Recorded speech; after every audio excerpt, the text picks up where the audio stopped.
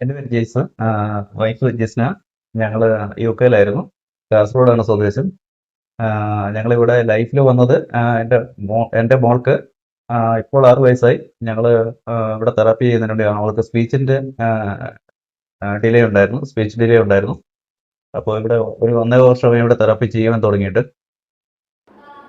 ഞങ്ങളിവിടെ മോളെ കൊണ്ടുവരുമ്പോൾ അവളുടെ അപ്പോഴത്തെ അവസ്ഥ എന്ന് പറഞ്ഞാൽ അവള് സംസാരം വളരെ ഡിലേ ആയിരുന്നു. സംസാരം തീരെ ഇല്ലായിരുന്നു. അതേപോലെ അവൾക്ക് ആവശ്യങ്ങളൊന്നും പറയാൻ പറ്റില്ലായിരുന്നു.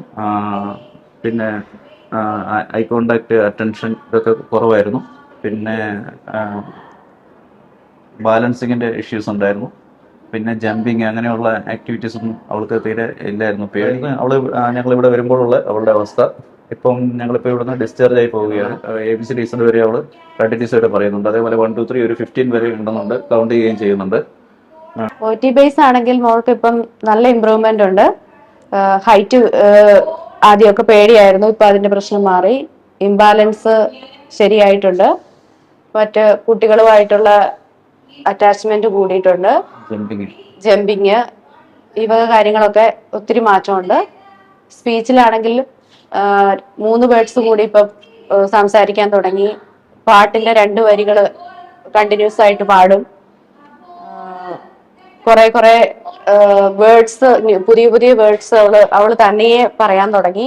അവളുടെ നീഡ്സ്, അവളുടെ ടോയ്ലറ്റിങ്, ബ്രഷിങ് കാര്യങ്ങളൊക്കെ അവൾ സ്വന്തമായി ചെയ്യാൻ തുടങ്ങി. ഞങ്ങളിവിടെ വന്നതിൽ ഒത്തിരി സന്തോഷം. ലൈഫില് വന്നതിൽ പിന്നെ ഒത്തിരി മാറ്റം കുട്ടിക്ക് കണ്ടു തുടങ്ങി. ഒത്തിരി സന്തോഷം. ഇവിടെ മോൾക്ക് സെക്ഷൻസ് എടുത്തിരുന്നത് മറ്റേ ഓക്യുപേഷണൽ തെറാപ്പി ഉണ്ടായിരുന്നു, സ്പീച്ച് തെറാപ്പി ഉണ്ടായിരുന്നു, സ്പെഷ്യൽ എഡ്യൂക്കേഷൻ ഉണ്ടായിരുന്നു, ബിഹേവിയർ തെറാപ്പി ഉണ്ടായിരുന്നു. ഇവിടുത്തെ തെറാപ്പിസ്റ്റുകളെല്ലാം തന്നെ ഹൈലി പ്രൊഫഷണലാണ്.